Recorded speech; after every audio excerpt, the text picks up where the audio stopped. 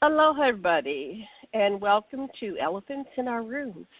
And I'm your host, Janet Kira Lessin, with my co-hosts, Debra DeFranco and Karen Christine Patrick. And today we're having with us James Tolley, and he's the host of the brand new Active Measures podcast, Stating the Obvious. In this podcast and in his weekly Zoom talk on the topic, James teaches about the many clear signs that the active measures process has been driving the American national political conversation for decades. A longtime Buddhist and couples communication coach, James is sensitive to the divisive communication patterns of narcissists, which are used against the masses in active measures campaigns. James is also the founder and chief technology officer of Concordis.io, designed to be the silver bullet to fake news and disinformation. So we're waiting for Debra DeFranco to join us. I hope she makes it to the show today. I'm not sure what's going on. I haven't talked to her today. But I'm going to do a little sound check with our other co-host, Karen Christine Patrick. And Karen, are you there? And say hello and just about a few words about yourself and who you are. Okay. Who are you, Karen? I'm here. Yeah, okay. No, I'm here in Silver City, New Mexico. I'm glad to be here with you guys. And it's, Dave, who knows what it is, COVID lockdown. In New Mexico, they're pretty tight with it. So this is where we are. We've got our dogs in our garden for kids. COVID lockdown, yes. All right, so we're just going to get moving here. So, James, welcome back to our show. This is our Blog Talk radio show, Elephants in Our Rooms on Thursdays, but you were with us on our Revolution radio show. I forget which one you were on, Sacred Matrix or Stargate to the Cosmos. I went on Sunday, one on Tuesday on Revolution.radio. So, tell us about this system here. How did it come to be? And, this is all audio. There's no visual. James has a presentation he presents, and I have it on the website here. But tell us about what is going on with this active measures system, and how did it come about? Take it away. Yeah, thank you. You're welcome. You can hear me okay, is that right? We can hear you fine, fine. Yeah, good. So active measures is the process that was developed by the United States and the Soviet Union to take over countries all over the world during the Cold War. Basically, they would see a country that they wanted to control and exploit, and then they would figure out how to do it in the most efficient way possible. And so when they would go into a country, they would have a checklist of things that they would do, a process with 4 phases. And at the end of the process, there would be, they would either take over the country without firing a single shot, would be one possible outcome. Another possible outcome could be invasion. And the third possible outcome could be civil war, where they were able to install their puppets as the new regime. So that's where it comes from. Originally, it comes from 2,500 years ago from the book The Art of War, which says that in order to fight an enemy on the battlefield is the most inefficient way to wage a war that could ever be. And the most efficient way is actually just to destroy anything of value in the enemy of your country. So what active measures is also called is ideological subversion. So basically, if you have a country and they are very unified, then you want to crack open that unified community into different competing factions that get into power struggle with each other, and then destabilize and destroy their own country from within. So that's what we see in the United States, and that's why we can kind of map the blueprint, which we have, to what we see happening in the United States, and then we can kind of make some very obvious parallels and connections there. Wow. So I'm looking at The Art of War. So that was written, well, it doesn't have like when it was originally written, by Sun Tzu, and there's one with Lionel Giles. I guess he's the modern interpreter.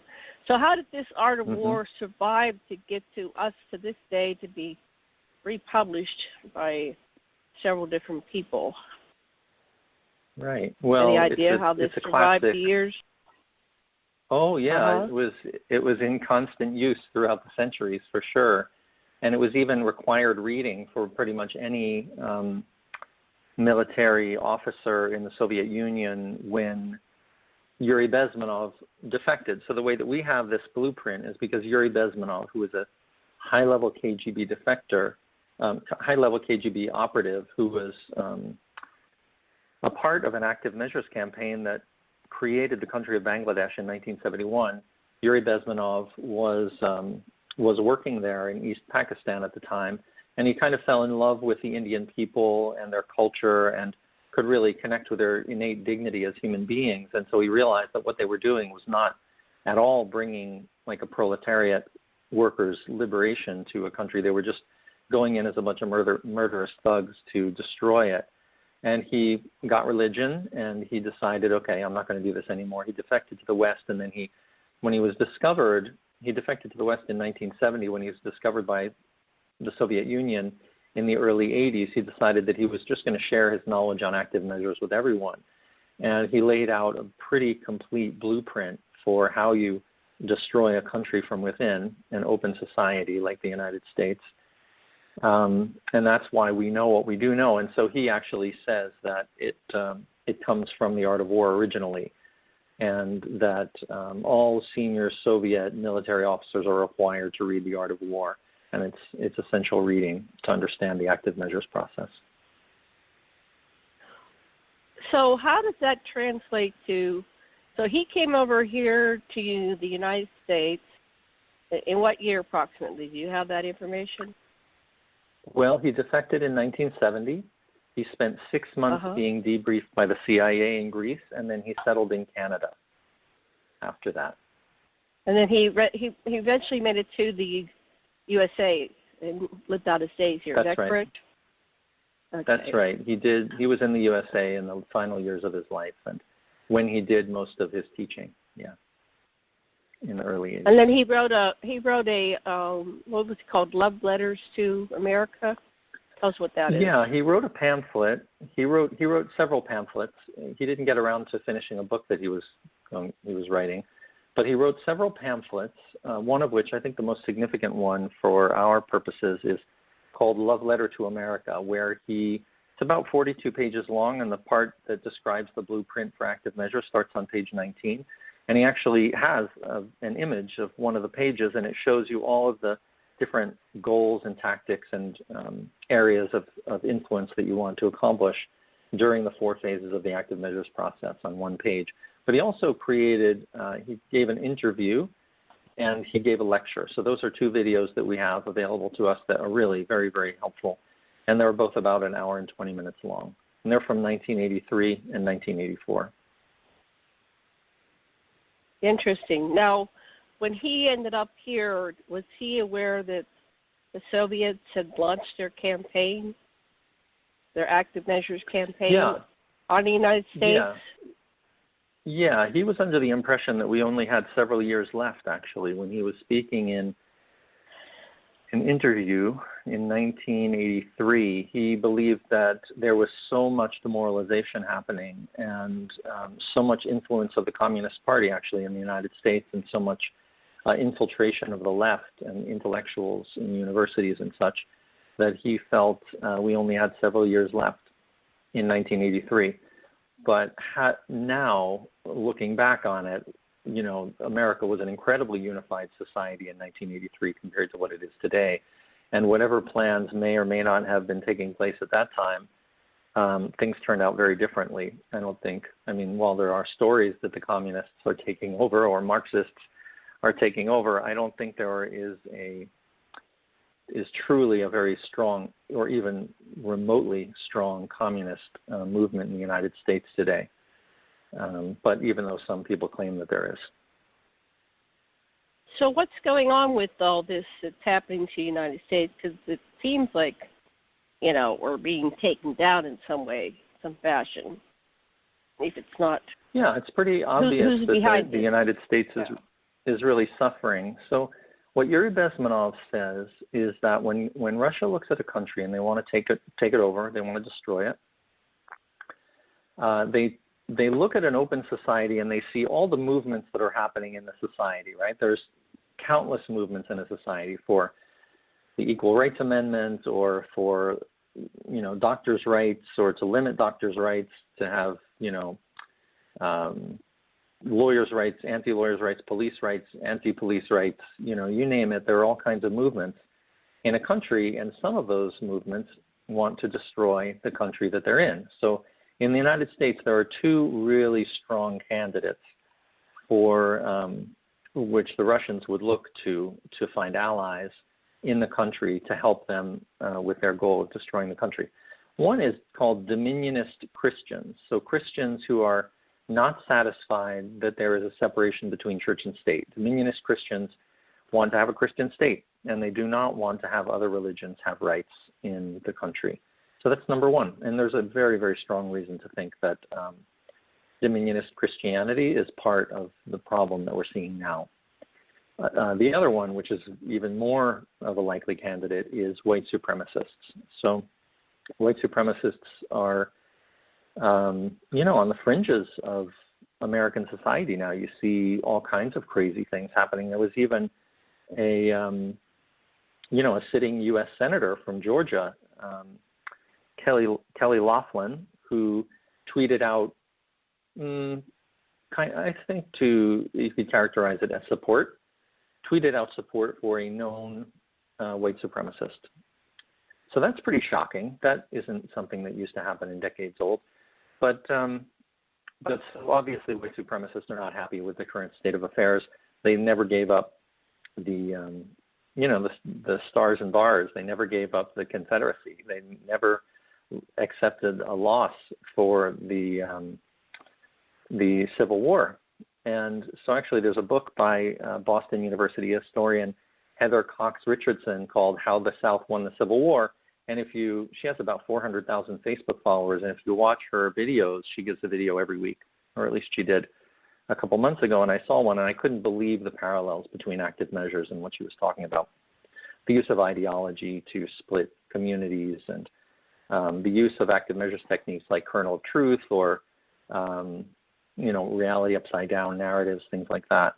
But she never actually put the connections there that this might all be a part of actually a plan to destroy the country. She kind of chalked it up to egalitarian principles. Those are You're breaking up a little bit, but I'll use this opportunity to Karen, I know you probably want to talk about the religious aspect because you were raised in a cult. Do you want to address that? Wow. Yes, the cult that I was raised in was very much tied to dominionism. They were a little quirky, so they weren't like 100% of it on like the overt doctrine, but the practices and philosophy very much were aligned with dominionism. And then there was it's a cult / church, like it got more culty as I grew up, and they had a church split that was really wonky, and I was kind of in the middle, like I was where it was centered at. And the greater control cult that branched off from that one was far more dominionist in its way of looking at things. And I guess if you want to cut to the chase of understand dominionism, there's a fictional account that kind of looks like what that looks like, and that's The Handmaid's Tale. That's kind of a books and TV show. And if you just want to get a rule of thumb of kind of where they want to go with a complete theological, theocracy, but it's actually, managed by, some very strong party individuals, and it strips women's rights, and on and on and on. But that's kind of like a snapshot concept of what this is. And Margaret Atwood, who wrote the books, said that she didn't put anything in her books that didn't happen somewhere, whether it be controlling birth or whether it be stripping women's rights and making everybody wear, party-based decided attire. So that's kind of a a thumbnail of kind of where they want to go, from my opinion. And boy, I really like to, James, I'd really like to get into what you kind of quickly went through of what these steps are, what these ideas are, because I kind of have my own funny list of hierarchical concepts that take like the intention of a group like a church or some well-meaning group, and kind of twist it into serving narcissism, because I identified this kind of behavior or cult behavior as being sort of not necessarily narcissist of one person, but narcissism built into a group has very definite patterns to it, and I really would like to know more about some of that. Yeah. Yeah, well, you might know more than I do about it. It sounds like you lived through it. I haven't lived through it in that way. But I do notice that narcissists have certain communication patterns, and I see those patterns are used in mass communications in order to confuse the people and change the subject and to never actually have a productive conversation on incredibly important topics. So if you don't mind, maybe I'll go into the 4 phases first, and then I can say some things about those tactics that are used. The 4 phases are, okay, thank you. Demoralization is the first phase, and it takes decades. So this is a very, very long process, and that's part of the strength of it is you use legitimate means to undermine the well-being of a society. You undermine religion, you undermine the media, you undermine the education system, so people don't understand their own government, they don't have a sense of civic responsibility. You undermine the economy, so most people are struggling and they don't have the capacity to really follow the news or educate themselves about what it means to be a responsible citizen, and they never were even educated about civics or anything like that. So because of these slow degradation of society, you just kind of take your time. You do it with all deliberate haste, but you have all the time in the world. So after decades, the first goal can be achieved, which is called demoralization. The end of the demoralization phase, which lasts at least 15 years, is when some part of the population cannot hear the truth no matter how much evidence is presented to them. Good information means nothing to them. That's what Yuri Bezmenov says. And if we look, quite frankly, either on the right or the left, to be honest with you, I've been surprised by some New Age people who have their own very set ideas, and they seem like they're not really evidence-based to me, but they can't really hear the truth. They're really set with their convictions. It's really interesting to me. But I would say the phenomenon that we see today, even before COVID happened, we have a situation that's extremely, extremely not normal. And part of that I like to point out is that the Washington Post has reported about 19,000 lies that Donald Trump has said in his time in office.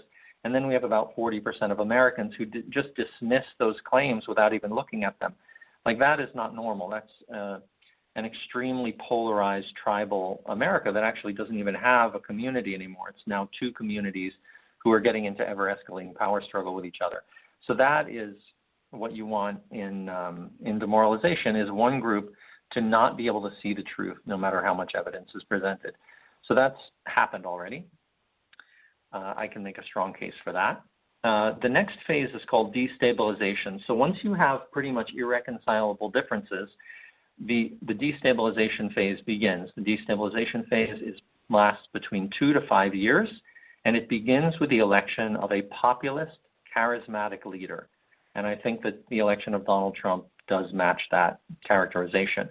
So the thing is, right, through the demoralization process, the public has lost faith in the establishment, and they're longing for a populist leader to drain the swamp. They're bitter, they're angry, they're suffering, they're hurting. Their problems are never addressed by the media. Their problems are never addressed by elected leaders.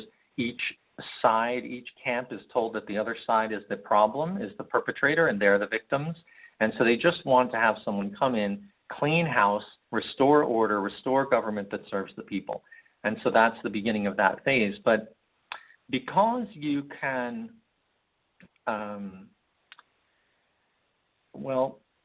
when you think about the destabilization phase, think about the name destabilization. So what Yuri Bezmenov says is that you really focus on what you want to destroy: the economy, defense systems, and foreign relations in this time. So what Yuri Bezmenov says is it doesn't matter your patterns of consumption, it doesn't matter what ideas you have anymore, which are two things that are tracked during the demoralization phase. Now it's just getting right down to business. And you can see the economy has been destroyed. You know, COVID has had, I think it's a 36% drop in the economy in the last 3 months. So that's unprecedented. And the thing about it is that if you really want to get down to business and destroy the economy, destroy foreign relations, which is another thing that we can see has happened, we've withdrawn from treaties, we've alienated our allies, we've created, you know, I think it's pretty fair to say we've created some chaos, or the Trump administration has created some chaos on the international stage. If you're going to accomplish this, if you're going to gut the State Department, if you're going to gut cybersecurity departments and gut, you know, kind of polarize and weaponize the Department of the Interior and the FBI and the Justice Department, you need to have a show happening that distracts the people from really what's going on. You need to have people to be emotionally destabilized, and you need to have communities destabilized, in that you want to have communities not really understand this and live in the shared reality around it. You want to have everybody have their own kind of perspective on things, and that way they can't really coordinate, they can't cooperate, because they actually don't live in a shared reality. They don't understand the problems that they have, and they don't know what the solutions to those problems would be. They don't even know actually who's behind it, because the only thing that's used is front groups, right? So in that case, right, you want to distract everyone. So who is a perfect person to get to be front and center during that time is a narcissist, right? So there's some talk that Donald Trump is a malignant narcissist. I think it holds a lot of water.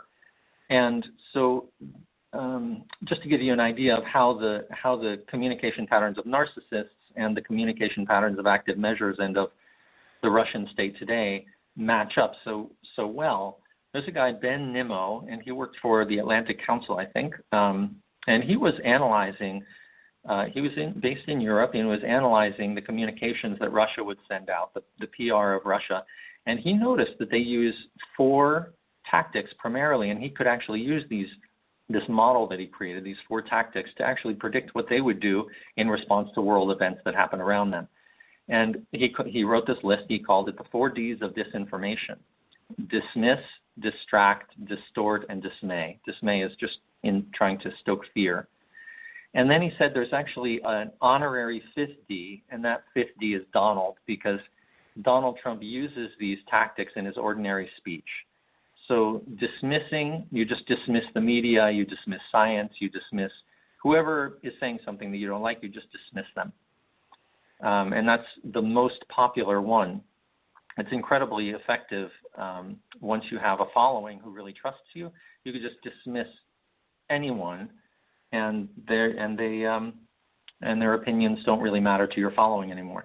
To distract them is called whataboutism. So if anything comes up, then one thing you could just say is, well, what about Hillary's emails, or what about this, what about that?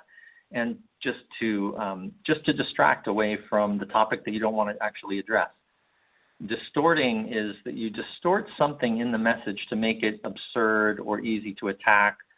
And this is another technique, obviously, it's really helpful. Straw man argument is another name for that.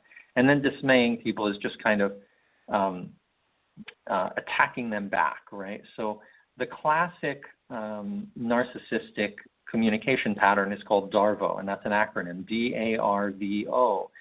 It's short for deny, attack, and reverse victim and oppressor. So typical example I like to use is a narcissist is in an intimate relationship, imagine, and they're out of the party, and the narcissist is, as narcissists are wont to do, breaking boundaries. So they're flirting with someone else, and their partner sees this happening. Later, the partner approaches them, says, you were flirting with that person, and what does the narcissist say?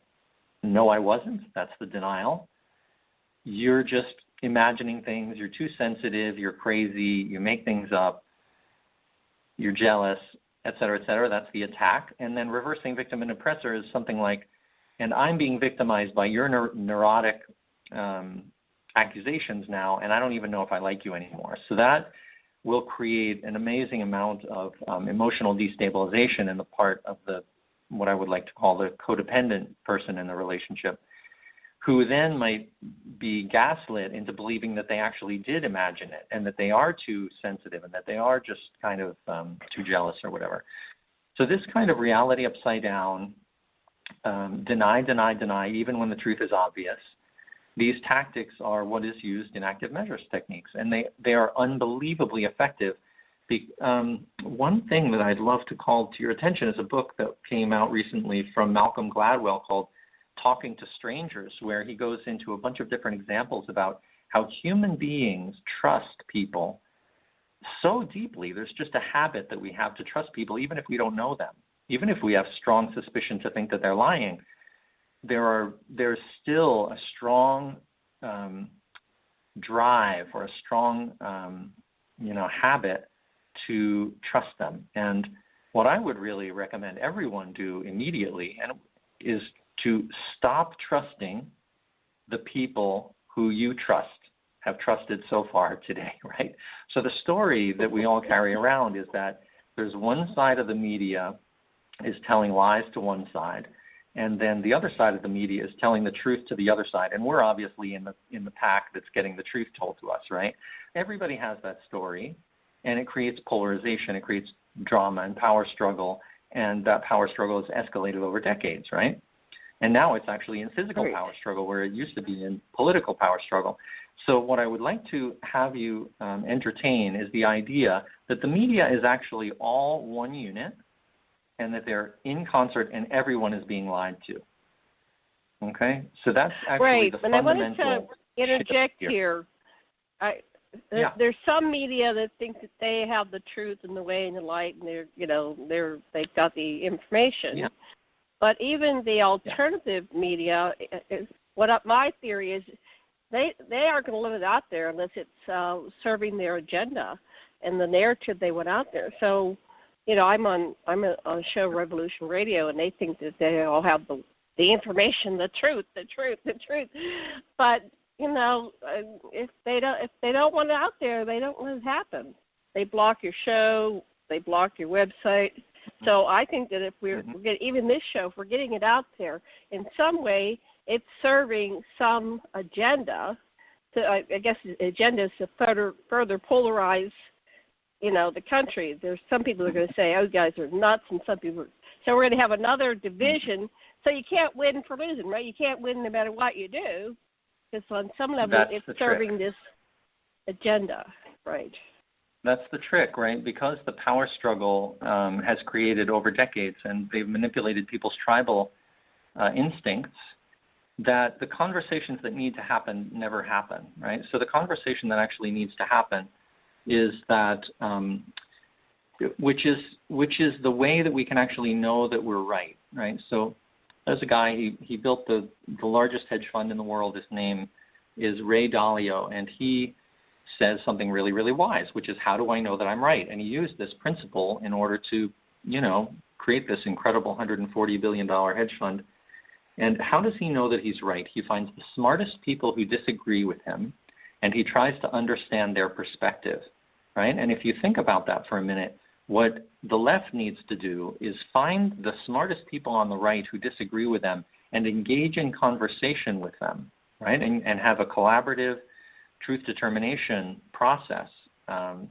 And that's actually what we need. But those conversations obviously really don't happen very much. Even if very many people go home for the holidays and try to speak with their relatives who are on the other side of the political divide, they have a very, very hard time having a productive conversation on any topic, let alone really resolving their differences and living in a shared reality. So because of the tribalism and because people are actually stressed, they don't have time, they don't have patience, they've been psychologically demoralized, they don't have communication skills, they don't know how to negotiate or resolve conflicts, and so they don't actually have these conversations. And because of that, they can be manipulated, right? The people united will never be divided, but people who are divided, people who is divided, actually can be manipulated into starting a civil war. Right. I want to welcome Debra to our show. Hi, Debra. You made it. Can you hear us? Hi, can hear you. Oh, great. We're glad you joined us. You've listened to this on James's, webinar and then on the show. But do you have anything to add or say right now? And No, not at all. welcome. Okay. Just making sure. I'd like to go through the last. The final two phases, which I didn't get to. So, after demoralization and destabilization, we have crisis, and crisis lasts 2 to 5 months, and then we have a normalization phase. Normalization is a cynical term for a new normal. It's an Orwellian term, really, that claims that things after the crisis are normal, which they're not. They're a new normal, which is actually very, very unhappy and unfortunate for the population, who's then controlled and exploited, right? The victors immediately start to control the population through force and threats of violence and in order to exploit the victory. So the crisis phase lasts 2 to 5 months. It's after the destabilization phase. You'll remember that the destabilization phase begins with the election of a populist, charismatic leader, which I think Donald Trump fits that description. That was almost 4 years ago. So we're well towards the end of the destabilization phase when the crisis phase could come. And believe it or not, I don't think we're in the crisis phase yet. The crisis phase, I think, will begin when people are being shot in the street. And in the crisis phase, what will happen is that there will be the establishment of like unelected committees who have power, and non-elected people will start to assert control over society. And if power is denied to them, then they'll take it by force. And that's just from Yuri Bezmenov. So those are the two phases that if we look and we see the demoralization phase and the destabilization phase as described by Yuri Bezmenov, we see those qualities in society, we can predict the crisis phase and the normalization phase, quote unquote, are going to be coming up. Yes. And that's not going to be good. Okay. Yeah, it's not going to be good. That's why I'm here to try and create a shared reality around it. Now, do you think this the stabilization phase will be circumvented if we were to get a Biden presidency, or do you think we're going to have this destabilization phase regardless of who's the president? Okay. Well, we're being destabilized now. So the possibility that a lot of people are hanging their hopes on is that Biden will become president and will will unify the country. And I don't think that's a realistic thing to hope for, because on the day that Donald Trump took office, Steve Bannon, you probably are well aware of who Steve Bannon is. He was the CEO of Breitbart.com, which is a white supremacist fake news disinformation outlet. And I can back that up if anybody wants to challenge me on that characterization. He is co-founder of Cambridge Analytica, which is an international criminal election manipulation outfit. He was the CEO of the Trump campaign, and he was an ex-senior advisor to the Trump administration. So he's in a lot of worlds. He's in disinformation, election manipulation, white supremacy, and the Trump administration. So that's a lot of different worlds to be connected in one person. And what he said on the day that Donald Trump was elected, or was sworn in, he said, "The Democrats don't matter." And I really would like that to sink in for everybody. The Democrats don't matter. And he said, the real opposition is the media, and the way to deal with them is to flood the zone with excrement. So that is an incredible quote that's all over the internet. I've never heard it debunked, or I've never heard it challenged as an authentic quote. And the amazing thing is when you have someone who is... What do you think he meant by that? What does he exactly mean by the Democrats don't matter? Right. First of all, the Democrats don't matter. That is something I would expect someone to say when they felt that they could win any election that they wanted to win. And since he was an extraordinarily gifted election manipulator, and because he got Donald Trump elected in 2016 when there was very little chance that he would win. We could get into that topic for a little while, but basically the entire election was swung by 70,000 votes in 3 key swing states. The internal polling data of the Trump administration was shared. This is from, the Mueller report reported that Rick Gates, who was the right-hand man, basically, of Paul Manafort, who ran that campaign and who has incredibly strong ties to Russia, Paul Manafort told Rick Gates to share via the WhatsApp app internal polling data with basically Russian intelligence, this guy Konstantin Kilimnik, right? So who's a known Russian operative. So we don't have that data because it was removed from the WhatsApp, conversation.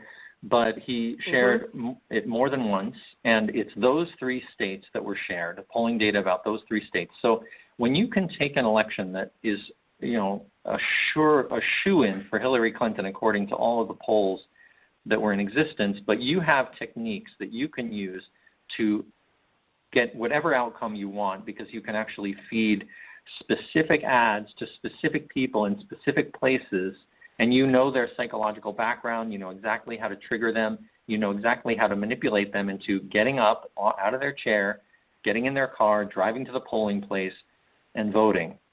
When you can do that to that degree, you just turn the dials to whatever degree you need to, and then you win the election. So I think that's what he meant by the Democrats don't matter. And then he followed it up with the real opposition is the media. So the real opposition, it seems, is basically the truth or any kind of a force that would bring everyone together around a shared reality. And the way to deal with them is to flood the zone with excrement, right? He didn't use that word, but I use it, in hopes of respecting all your listeners. So what that is, he's describing a technique that Russia uses against its own people. It's called the fire hose of falsehood, and they're using it against the United States as well. The fire hose of falsehood, also called censorship through noise. So if I'm making a lot of noise and I'm saying 100 different things, when someone says the truth, it's just one of 100 things that you're hearing. You don't recognize it as the truth. You actually think it's another conspiracy theory, which is actually a very, very common response. When I share this with people, they almost never say, wow, if that's true, I'd really like to hear more about it. They usually say, well, no one knows, or something like that, even though I've done all this research, and it's just very common sense. I'm just looking at public documents that I implore people to look at. But that's censorship through noise. So what Steve Bannon is doing is flooding the zone with a bunch of nonsense, which if you look around at the information landscape, there is a bunch of nonsense around. And Steve Bannon said he was going to do it, and here we are, and it's happening. It doesn't take a rocket science to think that there might be a connection there. So that's what I think about that quote. That's another right. Really, yeah, go ahead. Well, I want you to finish this thread, and then I have another question. But go ahead, keep going. You're doing great, by the way. I was just going to say there are two things I'd like to share. First is another quote from Steve Bannon, and then another quote from him, and also how it ties in with his current group, the Council for National Policy. So another quote by him that's really important is this: "Darkness is good. Dick Cheney, Darth Vader, Satan, that's power. It only helps us when they get it wrong, when they're blind to who we are and what we're doing." So in that, he's actually saying, I manipulate people's enemy images and get people to think that other people are evil, such as Dick Cheney. And when I do that, I win, right? Which is basically getting people into power struggle with each other and getting them into tribes that then fight with each other. And so he's admitting that he's part of a conspiracy. He's saying when they get it wrong, when they're blind to who we are and what we're doing. So he's saying that we're blind to who his group is and what tactics they're using. So when I am accused, or when someone says, this is a conspiracy theory, it's not my theory. I'm just I'm just really trying to fairly characterize what Steve Bannon said, and he said he was part of a conspiracy, essentially. So that's number one. Number two is he actually said that he's a Leninist, that he wants to bring the entire establishment crashing down. That was reported in the Daily Beast. He did, disavow that quote, but I tend not to believe him in this case. So the reporter was speaking to him at a party, and he said, I really, something like this, I don't have this word for word. He said, I'm like Lenin. I want to destroy the entire establishment, bring crashing to the ground. And actually, he calls, inside Breitbart.com, they call themselves Fight Club, right? So Fight Club was a movie about a conspiracy to destroy the institutions of society. In this case, in the movie, it was banks, and they were the heroes. And they were able to destroy the banks in the end of the movie. It was supposed to be some kind of a giant victory for human dignity. But the interesting thing about that, about Steve Bannon saying he wanted to destroy the institutions of society, is that he is part of a group called the Council for National Policy, which was started by a gentleman called Paul Weyrich. And Paul Weyrich was a Dominionist Christian. He started the Heritage Foundation. He is known as the father of modern conservatism. So there's, quite a few reasons to keep an eye on this person as kind of someone who might want to, be up to no good or something like that, you could say, right? And so he wrote a manifesto, or he had one of his employees write a manifesto years ago under the Free Congress Foundation, which was one of his old organizations. And he basically said that he wanted to destroy the institutions of society. And the manifesto that they wrote matches up with the tactics that they wanted to use very, very closely with the tactics of active measures, which, if you ask me, is a very strange thing for a Christian to want to do. He wanted to manipulate people's innate sense of need for group belonging in order to get what they wanted, which is basically to use psychological manipulation in order to create tribalism. He wanted to pretend and appear to be very passive while actually being very, very aggressive. That's using front groups. And he wanted to tear society down before building it up, which is to demoralize the society, weaken that society, which is exactly what Yuri Bezmenov talks about, before creating a new normal. And he also says, first they want to weaken the institutions of society, and then they want to destroy them. I mean, it couldn't be more clear, really. So with the three foundational documents of Yuri Bezmenov, plus this manifesto from the father of modern conservatism, with their links to Steve Bannon and others in the Council for National Policy, such as Kellyanne Conway and Jerome Corsi, who is the father of the birtherism disinformation campaign, and Tom Fitton, who is the head of Judicial Watch and has been on Fox News countless times. This kind of, start to get a picture of that this is actually going on, and this is how they're carrying it out, and this is who they are and what they're doing, from the Steve Bannon quote. Wow. Okay, I wanted to let Karen come back on. Do you have any comments or questions? No, I've just been fascinated. This is just the observations that I've been making. And when you said dominionism, I'm right on that page because that's what I was dealing with. Yeah. Extracting myself from after having it kind of beat into me, And there's like a bubble where you don't trust any information outside the group, So you've got to wait till someone in the group talks about a particular thing. So there was this, kind of surrounding bubble as a young person growing up. And like you were talking about media, and I thought that was kind of interesting because I identified something I'll call the consensus reality show. And it's the idea that we're getting consensus reality. That's been the thing that's been talked about for a while, is that there's this consensus reality, and heaven help you if you have a different opinion than that consensus reality. But the show being a reality show, and it's funny because we have a reality show president, is the idea that being done by media. And so I really stepped back in all this political divide that's going on and kind of put on my ex-cult member hat and looked at what am I seeing happening with this either or choices, right, which is already a problem. Right. What am I seeing? What's going on with the language? Because it is the language of narcissism, and I've been seeing more recently that because I've literally dealt with pernicious narcissists, because it felt like my cult was built of the narcissist, by the narcissist, and for the narcissist, just because that was the whole leadership level, is you only get one thing from a narcissist, and that is betrayal. Because if you oppose them, then you're going to be in battle, And if you don't oppose them and you drink the Kool-Aid, they actually kind of despise you because you believe they're BS. And so, you're not dealing with someone who cares about you or anything about you or your causes, all that stuff about what they believe or don't believe. It doesn't matter, because the thing that's going on is the agenda, not what they say, not the lofty goal that they have. It's the agenda that they're pushing through. And, sort of, if you want to go the, religious route, buy the fruits, you'll know them. You see what they actually do. So, yeah, it's good to, step back and just observe what's going on. But I also identified with the flooding with BS is because it's like the magician who's got the pretty scarf and he's flipping it around while he's putting the rabbit in the hat. He's got your attention drawn away.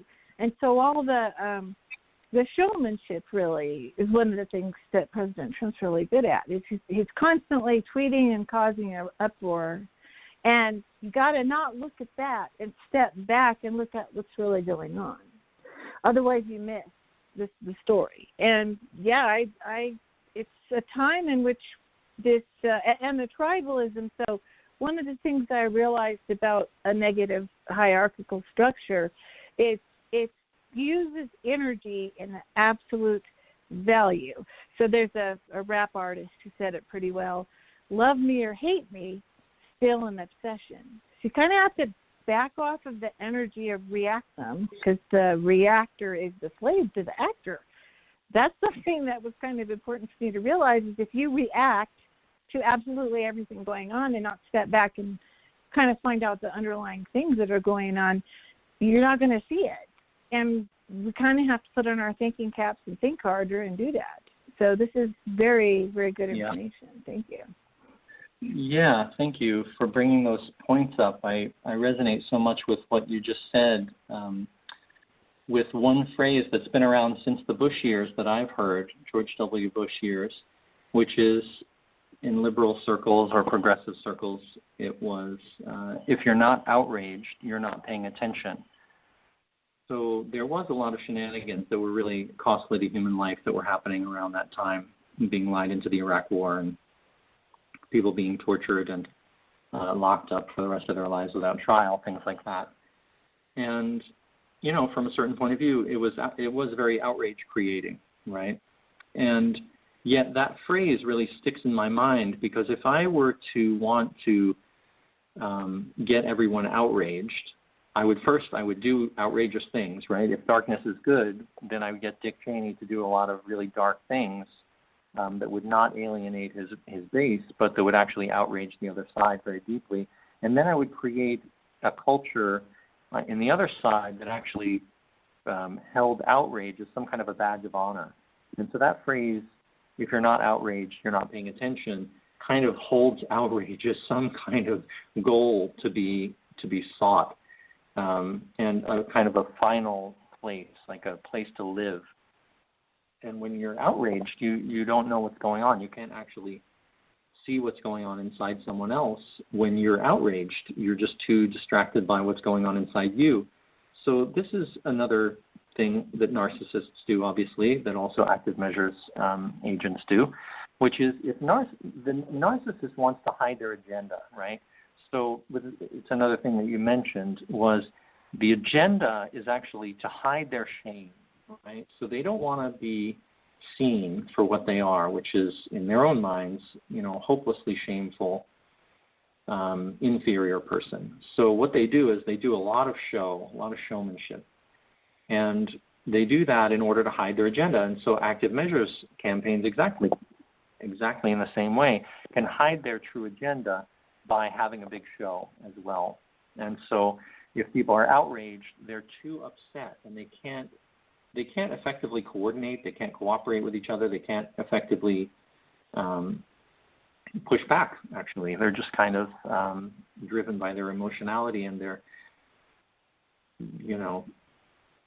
emotions in the moment. And they can't really think clearly. But in order to actually combat a narcissist, or in order to actually combat an active measures campaign, what Yuri Bezmenov says actually is that you need to fight back not with missiles or with your fist. You need to fight back with the power of spiritual strength and moral superiority. And what Yuri Bezmenov says is actually there's no other way. And so what I take away from that is that we actually need to have a presence of mind in order to think clearly and empathize with the other. You need to empathize with them and understand what they're doing and understand what is driving them. And we can't do that when we're outraged. We're just too distracted by our own emotions. So if we have true spiritual strength and good powers of empathy, self-empathy, and empathy for other, then we can actually engage in conversations, if we know how to do that, which draw out some level of honesty and some level of awareness about what's going on the other side, even if they're doing all of this show and all of this denying and all of this emotionally destabilizing the people around them intentionally and things like that. The narcissists do. If we can see what they're doing, we can actually fight against it. But if we can't see what they're doing, we're actually pretty hopeless. We're just going to be engaging in power struggle forever. So one of the way that, and it sounds like you were dealing with that in the cult that you grew up in, is that there's in the cult it would probably be called dogma, but in society, in active measures campaigns, it's usually called ideology. So if you pretend to have an ideology or a dogma that is really, really important to you, and you're willing to go to bat for it and really create a lot of trouble for the other side and really get into basically a culture war with the other side because you're so committed to your dogma and your ideology, that's a really great way to hide your actual motives, because you can create a lot of drama and a lot of destabilization just by pretending to be really, really committed to, say, in this case, like small governments and, the Second Amendment or First Amendment or things like that. But what we have here that's so interesting is that Stuart Stevens, I don't know if you're aware of this book that came out recently. It's called It Was All a Lie, How the Republican Party Became Donald Trump. And the blurb here that I have says, from the most successful Republican political operative of his generation, a searing, unflinching, and deeply personal expose of how his party became what it is today. And so basically, how does what Stuart Stevens in this book is asking, or is kind of lamenting, is how does a group go from small government, no deficit, family values, into something which is basically exactly the opposite, running trillion-dollar deficits, follows a leader who is basically morally bankrupt. One could make a strong argument for that, has 3 wives and, cheated on them and, treats women with less than ideal respect, less than Christian respect. How does an organization do that? They actually never believed in it to begin with, because people don't actually turn on a dime like that and just throw away their values like that. They just don't do that. So what he's saying is it was all a lie, and they never actually believed those things to begin with. And that would actually also match up really, really strongly with the idea that they just used ideology, and what Yuri Bezmenov would say is a twisted ideology. You just need one ideology that's twisted in order to create enough power struggle and enough divisiveness in order to destroy an entire country. It's an incredible thing, but it's true. So the ideology doesn't really help anyone. It doesn't put any food on the table. It doesn't protect anyone. It doesn't build any houses or build any roads or anything.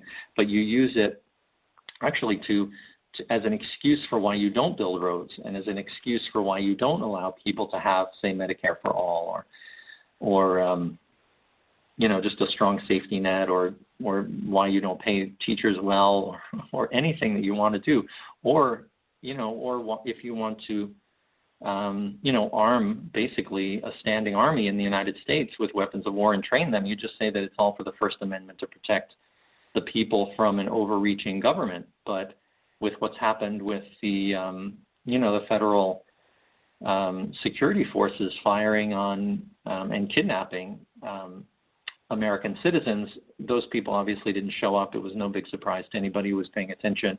But it is interesting to note they really never believed in that to begin with. It's an ideology that they just used in order to get an outcome, and they abandoned it pretty completely.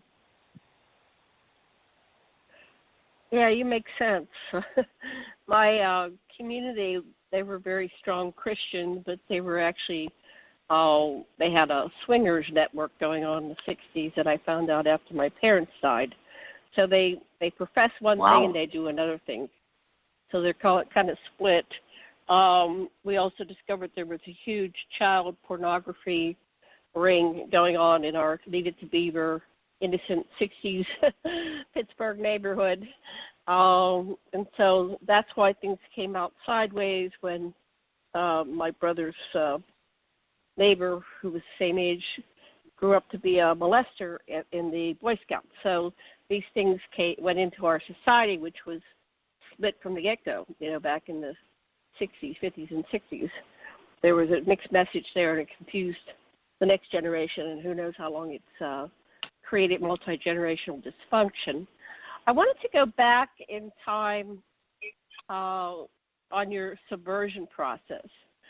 And you're saying the demoralization process started 15 to 20 years ago, but on a previous show, we were thinking it might have happened under the presidency of Ronald Reagan, which was 1981, and this is more like 30 I'm sorry years. If I but misspoke. then looking at Oh no, you didn't misspeak. What Yuri go Bezmenov ahead. You have says something? is that what Yuri Bezmenov says is that the demoralization phase, which is the first phase of the 4 phases of active measures, it lasts between 15 to 20 years, because that's how long it takes to educate one generation of students in the ideology of your own ideology, as opposed to their own native ideology. But what we see happening in reality is that it definitely, we can see strong signs that Ronald Reagan was using these tactics. I don't know if he was in on it, but I can definitely say that the tactics that he was using and the rhetoric that he was using lines up remarkably well with the tactics of active measures. Specifically, he was elected on a platform called "Government is never the solution and it's always the problem," right? So if that's not a twisted ideology, I don't know what is. Government is obviously, it serves a purpose. We need government. We're going to have a government of some kind, like it or not. But to say that government itself is the problem is a good way to get people to start arguing about something that isn't really even a valid thing to say. And it's also a way to get people to hate their own government and to think that their own government should be destroyed, which is not usually something you hear presidents saying. Similarly, right. Around his time, not only was the Council for National Policy created, which is the group that Steve Bannon and Kellyanne Conway are a part of and Paul Weyrich founded around that time, but we see Grover Norquist, who was very influential right-wing, what would you call him, kind of thinker, thought leader. And he had the Americans for Tax Reform nonprofit in D.C., and he would host people every Wednesday morning for a talk, and it was very, very popular among Republicans. And he did say that he didn't want to destroy the government. He just wanted to shrink the government down to such a size where he could drag it into the bathroom and drown it in the bathtub. And that is not a normal thing for a person to say who wants to live in a civilized society. That's what I would assert about it. It doesn't really have any place in normal civics conversations in an open society, in my take. So that's an ideology also that is not really straightforward. It's got that quality of being twisted into kind of a caricature of itself. But he had such a strong following that when you get these ideas to seep into the public mind, then you're actually making progress. And what he said is, as long as we're moving the ball down the field, we're winning. So basically, as long as he was convincing more people that the ideology of small government and of government being the problem was growing in the public mind, they were winning. And so I guess he was saying it to encourage people who thought they weren't getting enough movement. But it looks like he got enough movement decades later. I would just like to say another quote is from Newt Gingrich, who came along a little bit later but played an incredibly important role in creating a divisive Congress. And what Newt Gingrich said was, I have an enormous personal ambition. I want to move the whole planet, and I'm doing it. And that this is just the beginning of a 20 or 30-year plan. And he said that about 35 years ago. So this is a long-term plan. And when you see small steps to divide a country, and according to ideology, happening in the 80s, happening in the 90s, we see what's happening today in a different light. What Yuri Bezmenov would say is, most people's historical memory is not long enough in order to notice that it's actually part of a deliberate process. That's part of the design of it. Because if it happened in a short amount of time, you'd actually notice, and it would be pretty conspicuous, that it's all intentional. One thing is building on top of the other. But because it happens over decades, people actually forget that every step along the way was necessary to get us where we are today. And when you look back, you see things that, like, getting rid of the fairness doctrine, which allowed for the creation of Fox News. You see that in a different light. Ronald Reagan threatening, actually he did veto the reestablishment of the fairness doctrine, and then he threatened to veto it again, and George H.W. Bush threatened to veto it, and so it died. These things can be seen in a different light if you consider them within the context of an active measures campaign. And if you look at today's divisiveness and all the polarization and, I can go into it, but just really boiling over just absurdity of conflicts and power struggles that are happening in the United States, when you see them as a goal in themselves, so anyway, that's how I look at it. I encourage everyone to look at it in that way. Right. So so then that means this started more like 30 years ago. We went through a Republican president, then we had, I guess it was Herbert Walker Bush, right? Or did we have, we had, how did we go from one to the other? I forgot, I lived it. Anyway, we had Reagan, that I guess they voted for Bush, but he only lasted one term, and then they went to Clinton for 8 years. So Bush the first was 4. And then we went to Obama after George W. Bush for 8 years. Then we went to George Walker Bush, and then we went to Obama. So this agenda's been operating through both Republican and Democrat presidents. Am I correct? Yeah. And then so this satisfaction that led up to this next phase, which was was destabilization, was because there was so much opposition to Obama. But part of the strategy was the birtherism, not only because he was black, which it seemed to calm things down for the 8 years, but now the race war is to a level that we experienced back in the 60s as a child when Martin Luther was assassinated. There were race riots, and many parts of the city, like in Pittsburgh where I lived, there were 3 or 4 locations within our city that were, they were burning down blocks of buildings. So it was even greater than what we experience now, but there's been some burning. Anyway, I can't compare those. But so there had to be an escalation of this strategy right before we go into destabilization. So I wanted to look at how these elements apply through the different administrations. Have you ever broken it down to that level? I know you have Reagan down pretty good. Yeah. Well, but how did each administration further the agenda of demoralization. Have you looked at it from that perspective? I think I've looked at it like that, but I think I could probably go through it a little bit just on the fly. That okay. Don't mean to put you on the spot, yeah, but so, I was just curious how it's been promoted sure. throughout the years. With Reagan, you have when they were actually going through the Republican primary process in 1979, you had Ronald Reagan against George H.W. Bush, and Ronald Reagan introduced trickle-down economics at that time, and George H.W. Bush called it voodoo economics, actually, even way back then. But that gets what is now considered by, I think, everyone to be a failed economic model. That's a fantastic example of active measures, right? Because it's an ideology, right? It doesn't have any actual faith, any actual fact to back it up that you give tax breaks to the richest people and then the money goes and helps the middle class.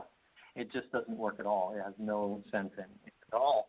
But if you just keep on pushing that and you deny, even when the truth is obvious, then even during the first 2 years of the Trump administration, you can give giant tax cuts still to the richest 1% or 1% of 1%, and people won't realize that you're doing it in order to destroy and demoralize people.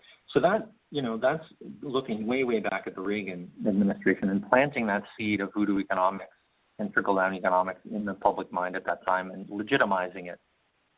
With George H.W. Bush, the conspicuous thing about him was that he was director of the CIA, and some people think that he was connected with JFK in some way, but I don't know what he did specifically. Although he got us into war in Kuwait, so that was not nothing. But what Clinton did was he did like 3 strikes and you're out, and he weaponized the legal system against Black Americans all over the South. And my understanding is that was used to strip them of their voting rights, among other things, get them into jail for the rest of their lives based on smoking marijuana 3 times and being caught, things like that. So that was hugely demoralizing and upsetting for the people. I'm sure there are many other things that I'm forgetting. With George W. Bush, he got us into, 9/11 happened. He got us into war in Afghanistan. He got us into war in Iraq under false pretenses. So if you want to spend, one of the things that Yuri Bezmenov says, if you want to destroy a country, you want to get it into debt. So that actually helped an incredible amount to get us into debt. Not only deficits as well, but to get us into these long-term wars. And if you ask me, George W. Bush saying things like mission accomplished and bring it on, kind of egging on the resistance in Iraq to fight and kill U.S. soldiers was just an incredibly irresponsible thing to have said if his goal was to protect the lives of U.S. troops. But if he actually wanted to create a quagmire, it would make a lot of sense to me for him to say, oh, yeah, bring it on.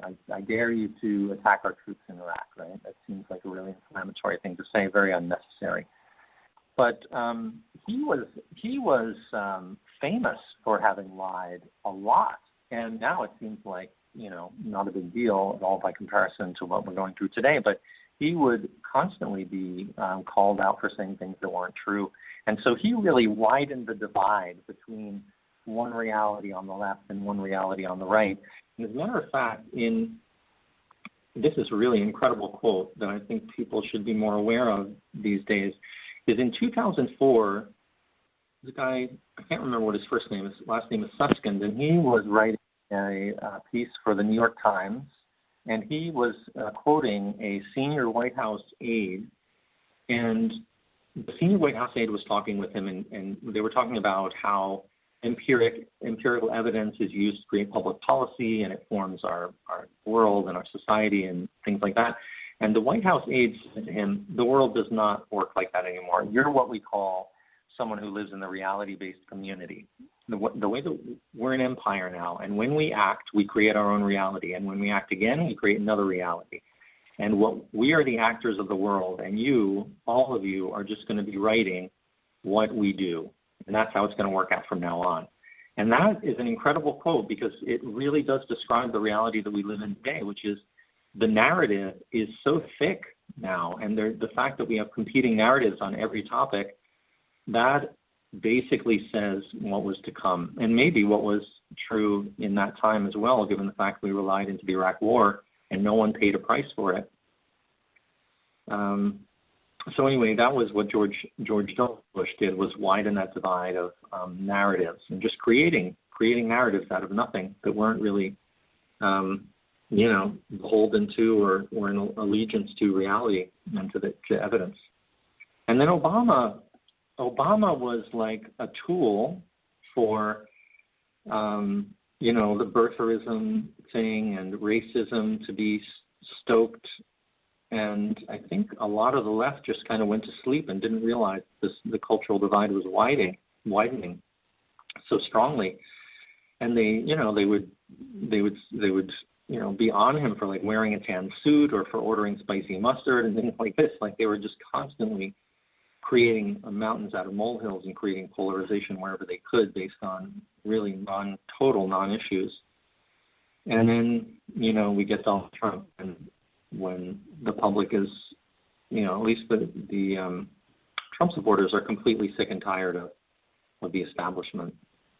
So anyway, that's my off the top of my head kind of history of that. Well, that was great. Thank you. Okay, back to Debra. I don't want to leave you guys out of the loop, and I don't have a way for you to, raise your hand. No, I have. Are you there, Debra? Do you have any? Okay, no, I don't you're have any just questions. listening. All right. So, okay, let us continue. So, this next phase, stabilization phase, if we take this down, kind of imagining where we're going, so that's 2 to 5 years. We're 3 years into the Trump administration. He seems to be our destabilizer. Yeah. What else could possibly happen? I mean, this 2020 has just been the most horrendous year in my lifetime, I would say. I heard the stories of my dad and mom and what they went through with the Great Depression and World War II. So this is certainly like that. I didn't hear about from my grandfather's generation about the Spanish flu, but it seems like we have these cycles of this ending up with the stabilization process. But tell us about the last 3 phases.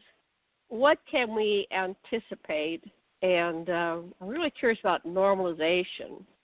Yeah, what's going to be the new normal? So carry on. Mm-hmm. Thank you. Well, thank you. So I would like to, I'd like to actually go through the demoralization phase, because that I think the goals of the demoralization phase will highlight just how many parallels there are between American society and the blueprint for active measures. In terms of what we can expect, though, we can probably expect more of the same in terms of the discrediting of any shared source of truth. So what we've seen so far, this is one of the major things, and what Karen was alluding to before, that the leader says what's true or the tribe says what's true and everyone else, whatever they say, it really has to be filtered through the dogma and the kind of consensus of the group in order to be believed. So if Donald Trump or Sean Hannity are the sources of truth for 40% of Americans, if you want that to be a goal, you need to destroy every other shared source of truth, like science, the media, FBI investigations, and elections. So science has obviously been discredited since way back when evolution was called into question and just theory and all that, when the evangelical community was kind of split off from the rest of the society. dogma that evolution is just a theory and intelligent design true and creationism is true. So that's another example of using an ideology to split a community and to get them to other as other. So what we have now is, the media is not a shared source of truth. FBI investigations used to be a shared source of truth. When the FBI came out and said something would bring all Americans together in a shared reality, that doesn't exist anymore, obviously, because the Mueller report came out, and Fox News didn't believe any of what was in the Mueller report. They said that's not true. And because their voices matter so much, and because they were saying that, even though, in my opinion, they didn't really have a lot of a basis to say the things that they did say and are still saying, FBI investigations are no longer a source of truth for us, which is a pretty serious problem when our own government is not trusted to be honest with us. So the CDC as well, right? Vaccines and autism are kind of this open question for decades, never gets resolved, we never have a productive conversation about it. And so the CDC is under scrutiny as possibly a suspicious outfit. The FBI, the State Department is called like the George Soros occupied State Department by Fox News. So destroying confidence in the institutions of society and destroying confidence in shared sources of truth is one of the hallmarks of the entire process. And so what we have coming up here is an election, obviously. And so with Donald Trump saying, elections, you can never even know who won. Like, who knows who won? Elections. Right. I mean, it's just so painful and absurd, but we have elections. People hopefully are in charge of those elections. They're making wise decisions. 4 states do all mail-in ballots, including Hawaii, where I am. And so the idea that, any power could just come traipse in and, destroy an election, there would need to be some evidence, presented in order to convince people of that. But the way that we have it right now, Donald Trump says that, and immediately his followers think that it's just the way it is, and it's really clearly that way, and that anybody saying anything else is just not to be trusted. So when the election happens and is contested, I think that is an extraordinarily reasonable thing to expect to happen. Then we are going to see further escalation of power struggle and probably a reshaping of society and the normalization that we can expect, because there's so much white nationalism, alt-right, quote-unquote, otherating against the black community, associating the black community with Marxism. We can expect some very, very bad racial battles. And I think the people with guns will probably be doing a lot better than the people who don't have guns. So I don't expect things to be good. I expect them to be pretty bad. But that's one of the associations I see them doing is they associate socialism with communism, with the Antifa, with Democratic Party. Yes, with Antifa. Yeah. And with the Democratic Party. Yeah. So right. It's not subtle. Right. So anyway, that's kind of a, I look in my crystal ball or something someone might say and just imagine that might happen. But the reason that I feel comfortable predicting those things, and I'm not saying that I have a crystal ball, I could be wrong, but I do say those things for a good reason. I don't just make it up out of nothing. And the reason that I say these things is because I look back at American society and history and what has happened, and I look at the blueprint for active measures, and they line up very, very closely. And I'd like to go through some of the ways that they line up really closely now so other people can understand and maybe make the connection for themselves that this does, it's conspicuous how similar these things are. Go for it. The number one on the list is religion. So what Yuri Bezmenov does, he has in his pamphlet, Love Letter to America, he has the blueprint, basically, for active measures. It has the phases there, the 4 phases, and it has in the demoralization phase, it has the areas where the active measures process is applied, what methods are used, and then what the result is. And this is for maybe, 10 different areas. So I'm going to go through the list and just state some of them. The first one on the list is religion. And so you want to politicize, commercialize, and entertainmentalize, as he says, religion. And the reason you want to do that is because you want to have people who hold grudges against other people, who feel that other people are their enemy, and that they are evil. It's not just that I think that they're evil or I'm afraid of them, it's that they actually are evil and they do want to destroy me. And those kinds of projections and that kind of drama, it's not really possible with someone who is actually completely composed and clear-headed and in devotion to loving everyone. If you're seriously committed to loving everyone, then when you think that someone is evil, then you actually take responsibility for those feelings and you actually process it until you feel like that person is not evil, right? That they're a human being. And so you need to destroy that, because you can't have people seeing, having productive conversations and getting into one tribe again. You have to actually split the tribe and have it stick. So the way you do that is politicizing religion. I think we can all agree that that's happened, right? Democrats hate, if you vote Democrat, you're going to go to hell. Donald Trump was sent from God. There are different things that basically try to equate in the evangelical community, at least, that Republicans are the party of God, Democrats are the party of evil, and if you vote for Democrat, you're going to go to hell. So that's been done. To commercialize religion, as I think been accomplished as well, there's something called prosperity theology, which is the idea that if you give to the church, then God is going to give to you because God likes what you did. So that whole thing is just really a complicated relationship with God, if you ask me, and complicated relationship with religion. But if you entertainmentalize religion as well, and you create a lot of spectacle, and you kind of manipulate people's dopamine receptors and things like that, you get to attract more of an audience, and you get to fill their heads with the kind of religion that you want them to believe in, rather than actual religion, which is, sometimes a difficult process to actually love everyone and to come through that and to process and transform yourself as a human being.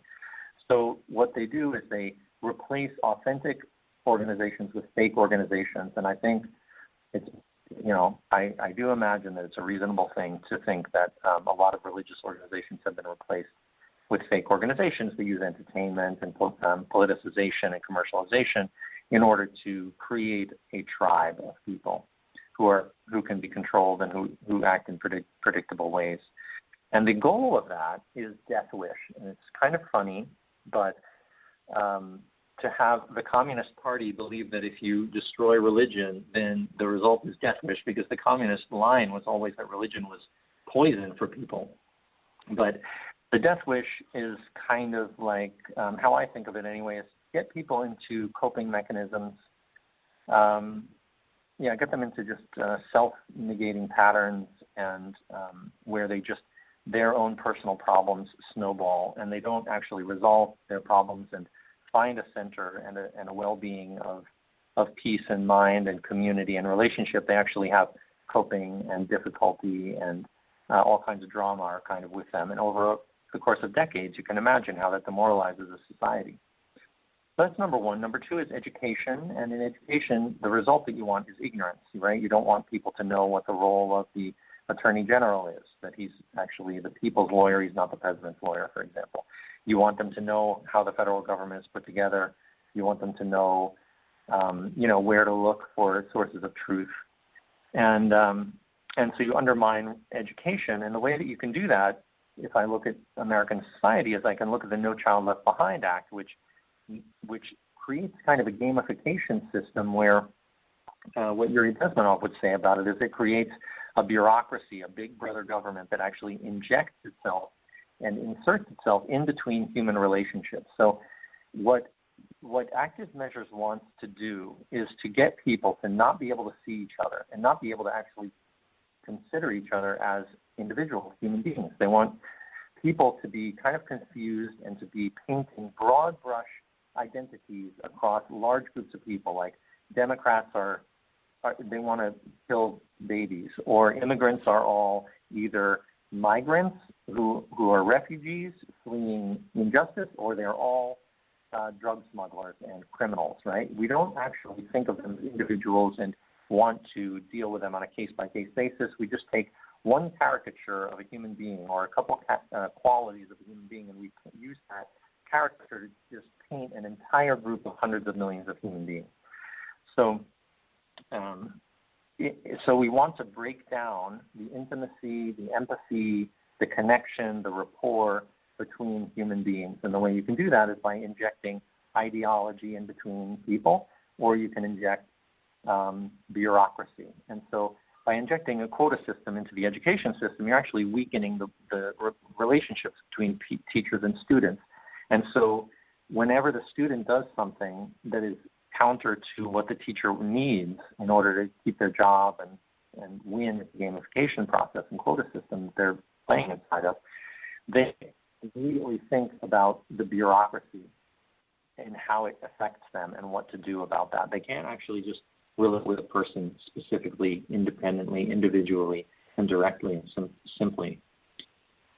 So I think with about a third of Americans being able to name the three branches of the federal government, I think that the education system has been demoralized or, weakened to the point where there is a lot of ignorance in American society about their civic duty. The third item on the list is media, and what he says is you want to monopolize them, you want to manipulate them, discredit, and focus on non-issues. And the reason you want to do that, the outcome that you want to create is to create an uninformed myopia. So the interesting thing about this is that Yuri Bezmenov says that you want to monopolize the media, right? You don't want to own one half of the media. You want to monopolize the entire media. That is the right and the left of the media, all working inside this active measures campaign. And this is just an idea, but one that I strongly, strongly recommend people to consider, because if you're going to always escalate power struggle over decades, you really want to control both sides of the conversation. You also, if you control both sides of the conversation, you can state lies on one side and then complain about those lies on the other side. You can do them both ways. Actually, it's just an unbelievable amount of power in consolidated in certain hands. And I would like to just, in case anyone here is needs some convincing, I'd like to just take a couple minutes and give a couple of examples of things on both sides, one on one side, one on another side, that if you look into them, I think they offer an incredible amount of evidence that each side is not to be trusted. And I'll start with the New York Times. So the New York Times created really what is a wonderful introduction to active measures. It's called Operation Infection. And you can look it up. It's a 3-part video series. Each video is about 7 minutes long. It was made about 2 years ago, I think, if I'm remembering correctly. And in that video series, they mention and they show Yuri Bezmenov, and they show the 7, steps of active measures process, things like, starting with a kernel of truth and then building a reality upside down, narrative around it, and then spreading it and deny, even when the truth is obvious, things like that. And that is like a very, very wonderful video series on a micro level of an active measures, just one small part of an active measures campaign.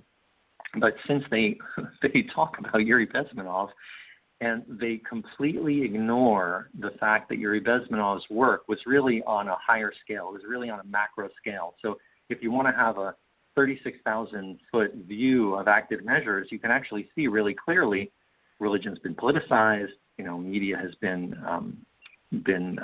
discredited, and I'm going to go through a few of these other things in a minute. You'll see that there are some other parallels as well, but they don't mention that. That's an incredibly conspicuous thing to miss mentioning if you're going to try to inform your readership about what active measures is.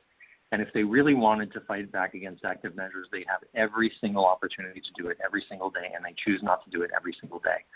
So that's the New York Times. And I would absolutely welcome feedback. If anyone watches that and has any questions about it, I would love to field those questions, because it just wouldn't make any sense to me that there could be a rational argument against what I'm saying. So on the other side, we have something which really reminds me of Steve Bannon's quote that he would flood the zone with BS, and that is that And this is actually a perfect example of what we need, what we're missing, and what we need. So during the impeachment hearings, you can imagine that there would be a strong desire on the part of a disinformation agent to create a lot of noise so that the public did not focus on the charges against the president, right, because they were pretty damning. So what happened in one of the hearings was that Elise Stefanik, who is a Republican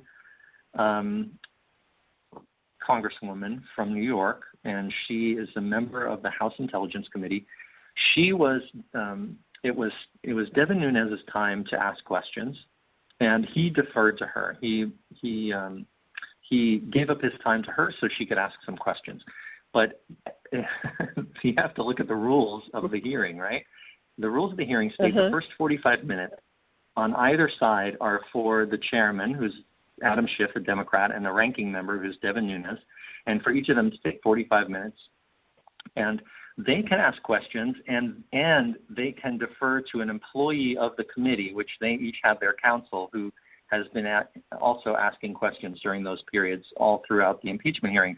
What they're not allowed to do is lease their time, or whatever they call it, lease their time to another member of the committee that's not an employee of the committee. So Devin Nunes and Elise Stefanik actually broke the rules, and you can find the rules extremely simply and easily on the House website. And they broke the rules, and then they put on a little skit, pretending that they had been victimized by Adam Schiff, who was actually breaking the rules. And this is the amazing thing about this, right? So Elise Stefanik's congressional challenger in New York State raised $1 million that weekend because there was so much outrage over what had happened. And Elise Stefanik actually went on the Sean Hannity show, and she raised $500,000 for her campaign. But no one asked Elise Stefanik, and no one asked Devin Nunes what rules they thought were in place when they did what they did. And when I see that spectacle, and I realize just how much noise that created, right? That was a giant distraction, giant victim play by Elise Stefanik and the Republicans. They immediately after that hearing, they obviously went out into the hallway and they gave a news conference where everyone was outraged about it. High emotional victim playing.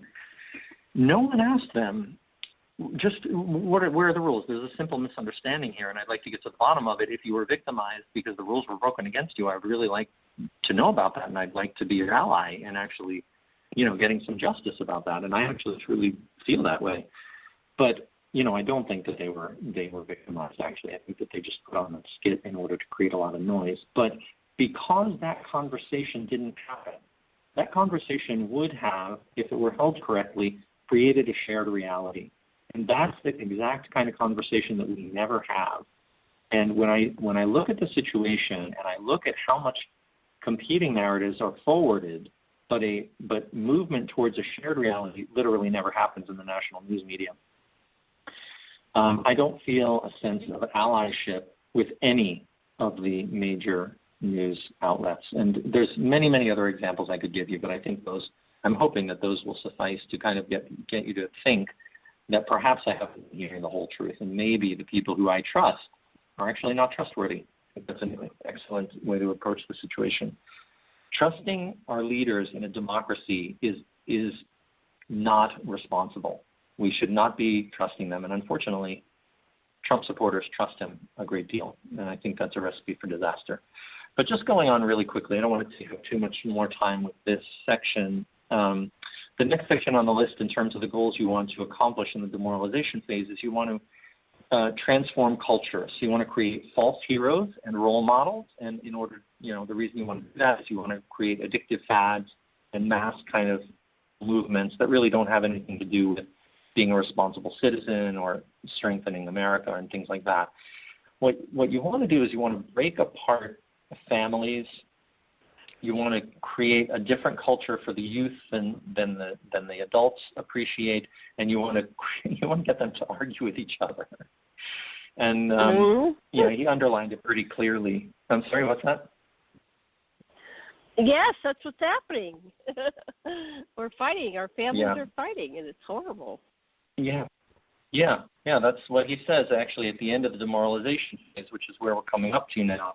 He says what you see is that the radicalization of society has been grown to such an extent that there's no compromise, right? And where we used to see arguments like, people not wearing masks in like businesses and complaining about it and stuff like that, that kind of radicalization, inability to compromise and to cooperate, years ago we would look at that and that would be seen as completely insane. But now we look at it and it kind of passes for normal. So that's the kind of active measures process. But what Yuri Bezmenov says is even in couples or neighbors, they're unable to negotiate and compromise and come to an agreement, resolve their conflicts without going to like the court, or in the case of the couple, without getting into a fight.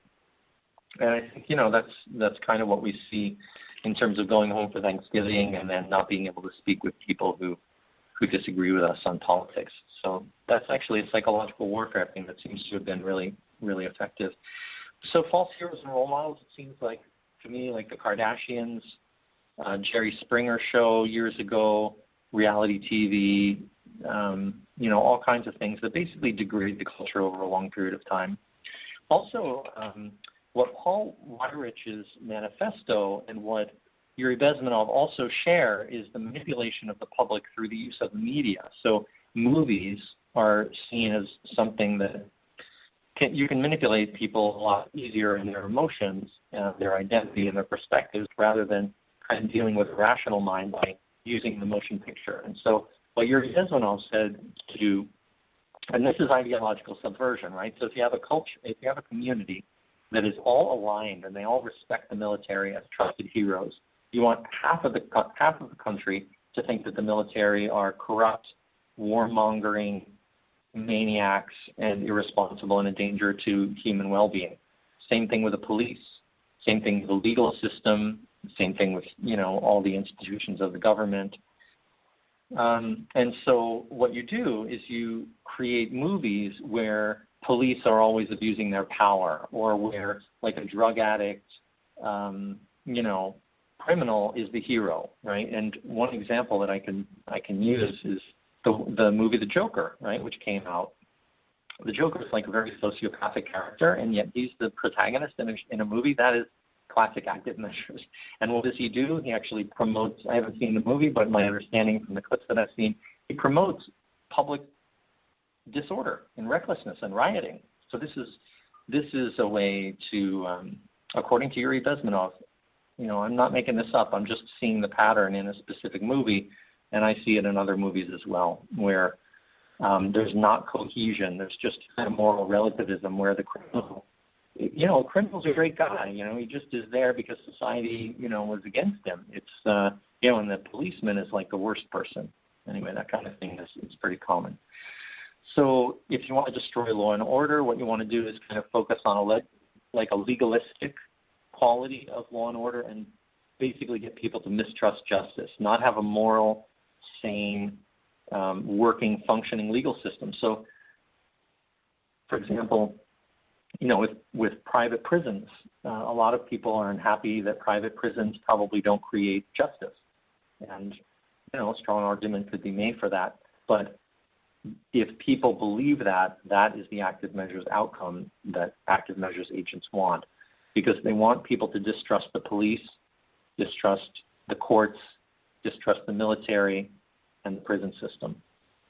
In terms of internal politics, and this might be the number one thing that might have people believing that there might be some connection here, for internal politics, what you do is you create party over country, and you create antagonisms between party, and you do that in order to create disunity, and that's straight from the blueprint of active measures, and that's obviously what we see today. That's like the defining characteristic of what we see today. And there it is. In terms of foreign relations, you want to have a result of isolation, and that happens when we break treaties or withdraw from treaties, and when we alienate our allies on the foreign, on the international stage. In terms of family, you want to break them up and get them to argue with each other, and you want actually them to have no family loyalty. You want to have just tribal loyalty to the tribe that is controlled by the active measures agents. And in terms of health, what you want to do is actually create a culture where sports is more of a recreational activity of watching other people play sports rather than actually engaging in sports. You want to have low quality health care, and you want to have a lot of junk food. And that's right out of Yuri Bezmenal's pamphlet as well. And the reason you want to, promote these qualities in society is because you want the masses to be enfeebled. And if you look around at American society now, the obesity rate, I apologize, I can't come up with a statistic right off the top of my head, but it's pretty alarming how many Americans are obese, and I think that definitely matches up with the goals of active measures. So I wanted to take the last 20 minutes, though, and just focus on some solutions and where we are and what we can do to cope with the situation that we have here. But I wanted to maybe ask if there are any questions first. Yes, I have a question. Okay.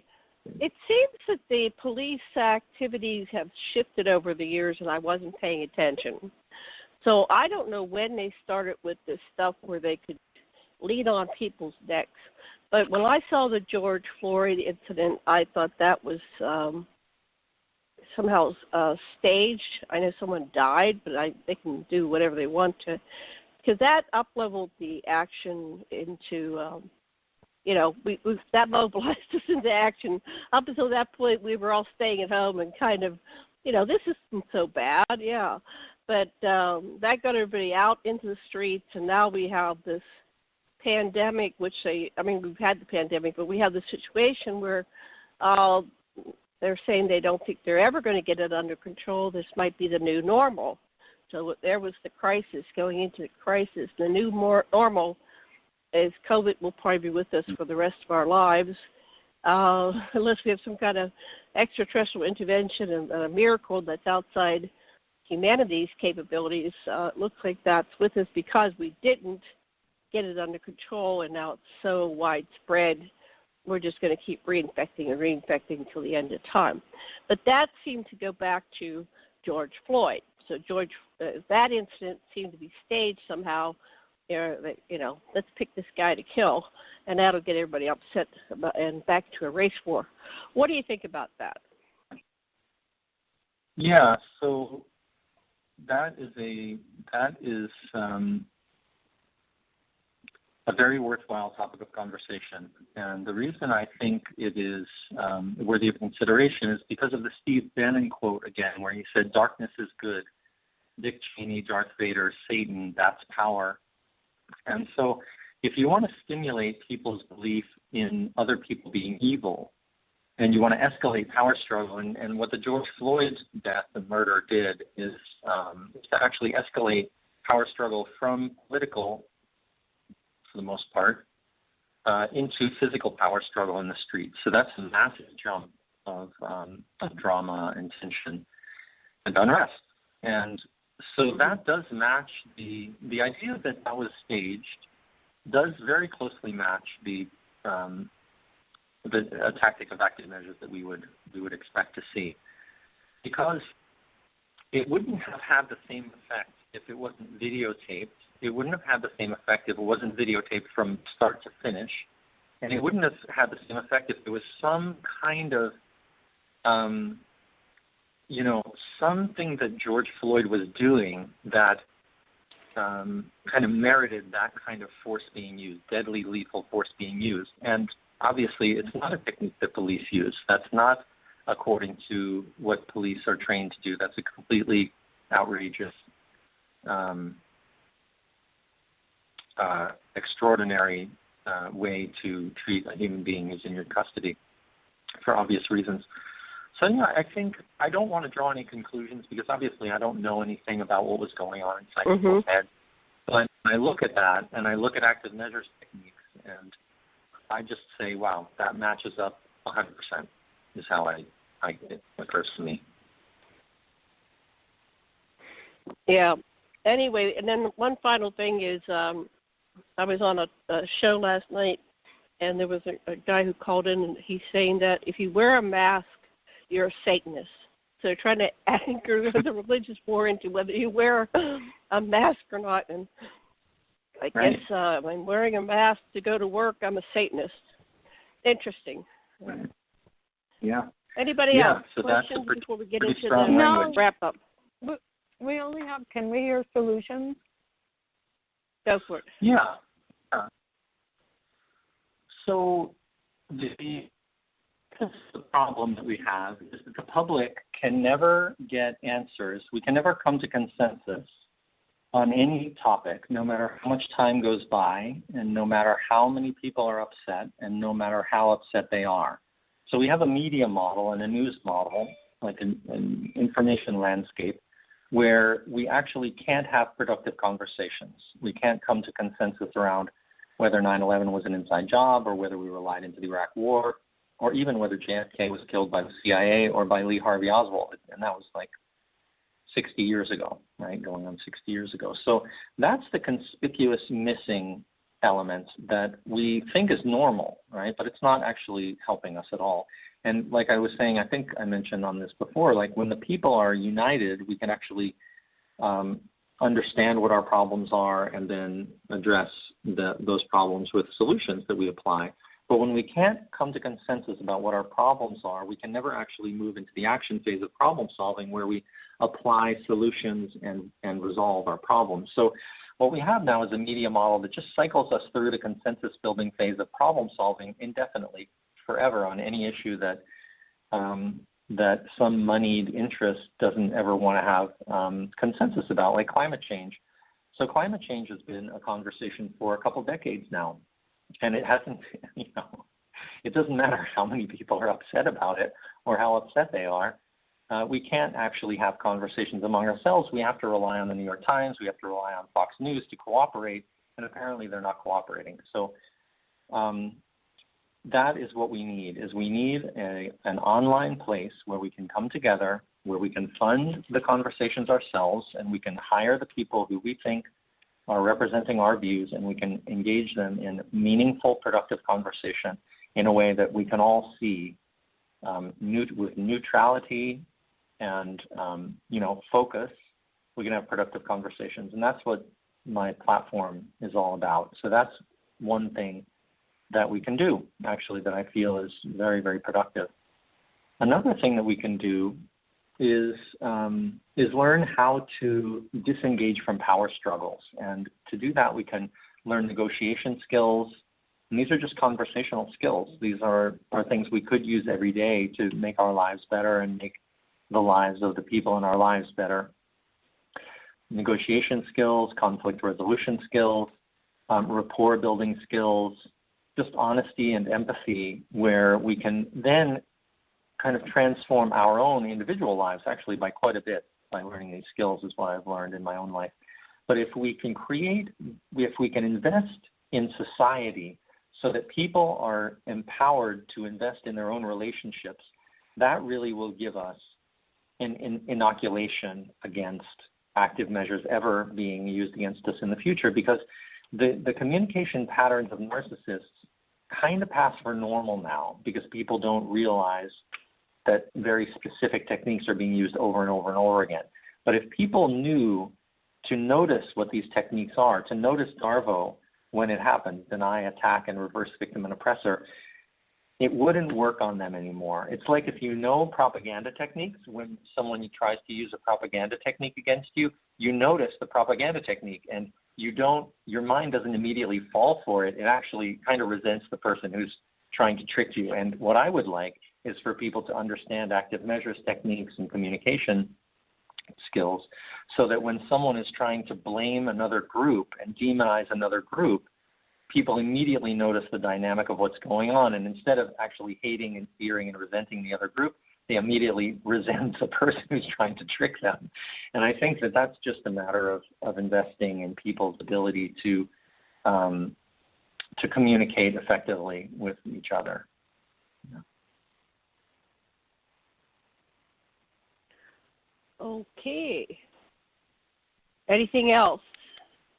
Any other questions, feedback, comments, ideas, solutions? Easier said than done. Easier said than done. That's true. What you said, James, is my own path to walk through what I had been conditioned to expect. You're right on the road that I ended up using to extract myself from the conflict and to try to rehumanize each other. That's right.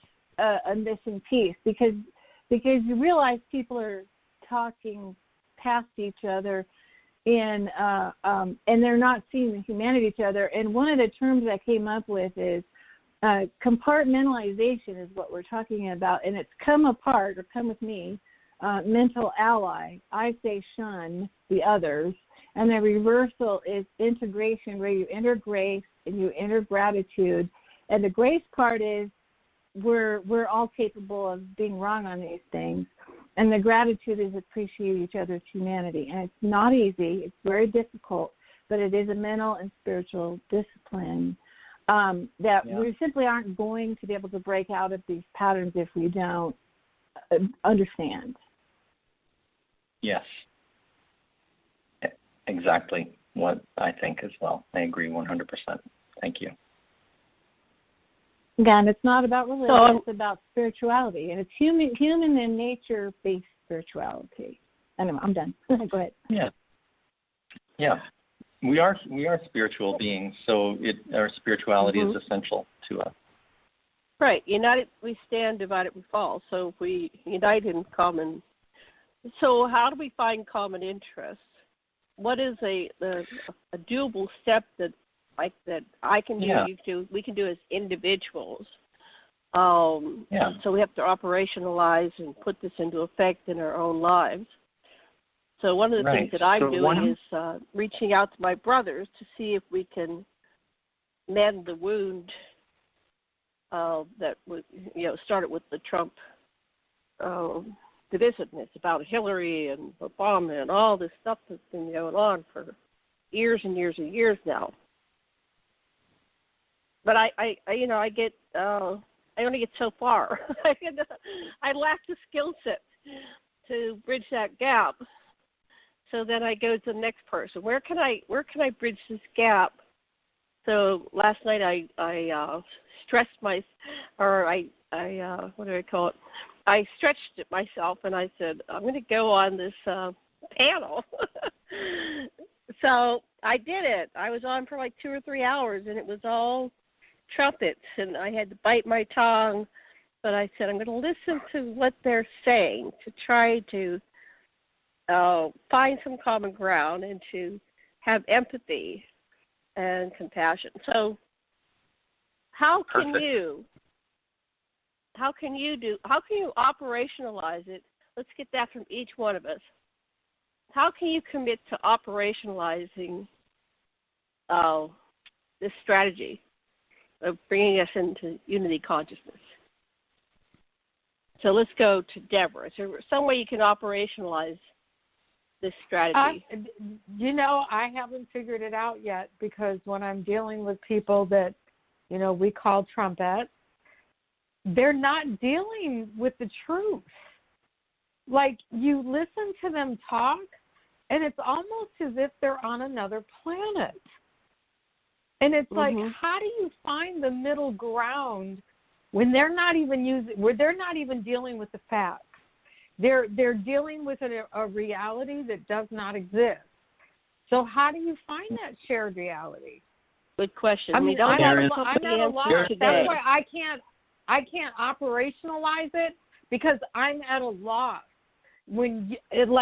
I have a co-host who is a trumpet, and he sits here and sends me things that he's getting on the internet, and you can tell all he does is listen to Fox News. And if you listen to him, all the major cities, all these democratically controlled cities are all burning down. And I'm like, dude, there's not even any marches anymore. Like, do you realize that? So yeah. So my question is, how do you find the middle ground when you're not even on the same planet? Like, they're somewhere else, like off in a reality that is over and above where you are, and nothing you say reaches them. And I don't care how empathic you are or how kind you are. Like, I sit there and watch it, and, you know, I'm of that belief you're entitled to believe whatever you want. You know what I mean? And I'm not going to hold it against you.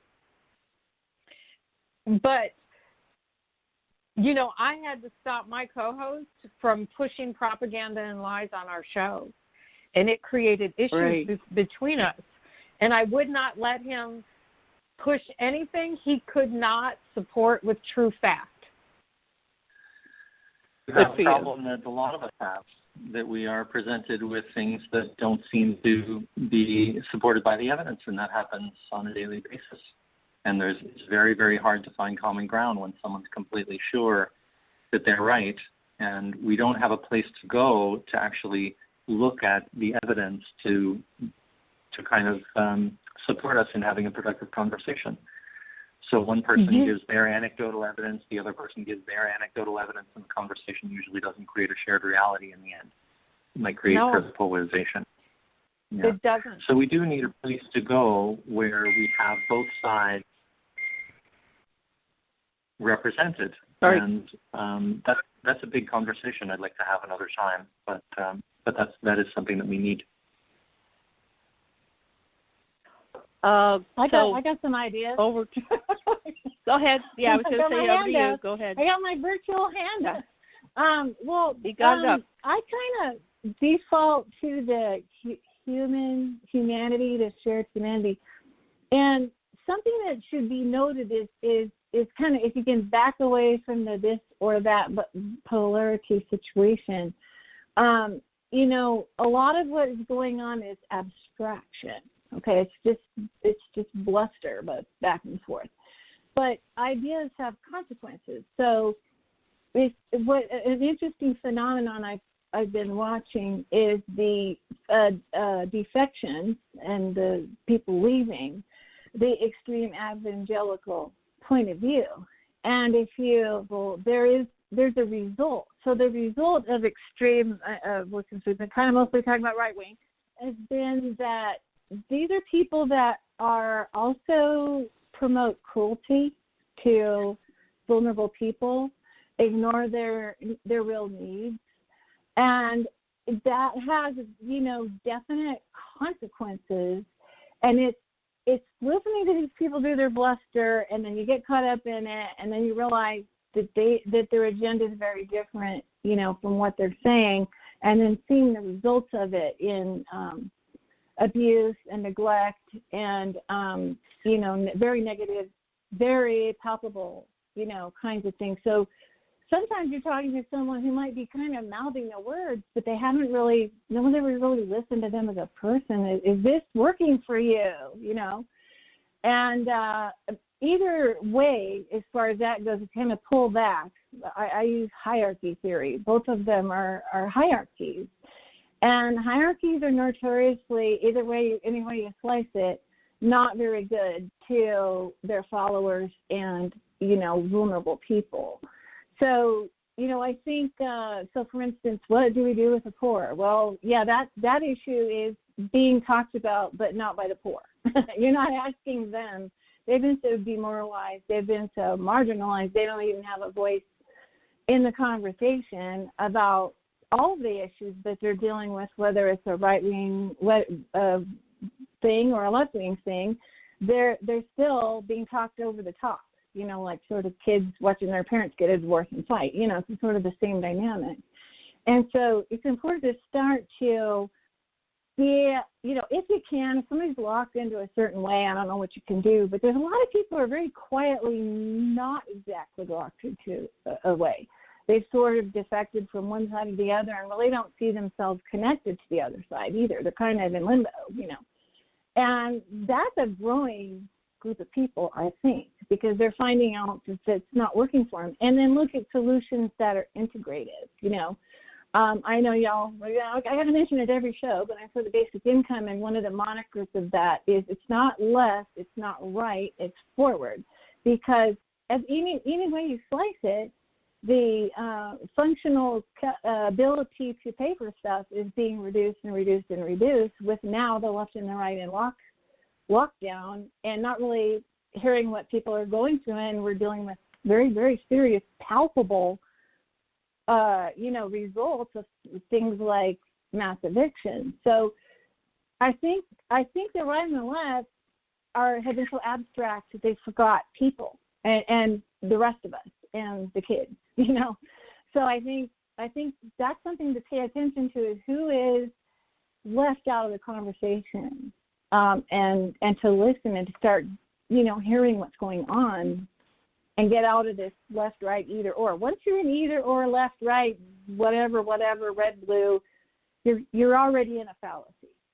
Okay, so duopoly. It's a monopoly of dualities, and that's not working for everyone.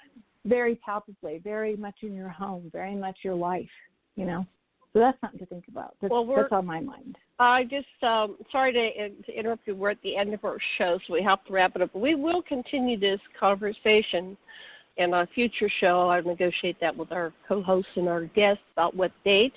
But want to pass this back to James. How can people reach you? We are still recording, but we're not broadcasting live right at the second. But this will be in the recording. So how can people reach you? Wonderful, thank you. You can reach me at my blog on this topic. It's peaceful.ly. It's peaceful.ly. You can also find my mediation platform, which I think is going to allow you to basically crowdfund the truth on topics that where you feel that you don't feel some sense of satisfaction that you live in a shared reality with everyone and society is moving ahead in a really productive way on your issue. And that platform is called Concordis, and you can find it at concordis.io. Excellent. All right. Well, that's our show today, and I want to thank you all for joining us, and we'll see you again next week on Elephants in Our Room. And thank you very much, and love and blessings, and aloha. And aloha. Thank you so much. Thank you. Bye-bye.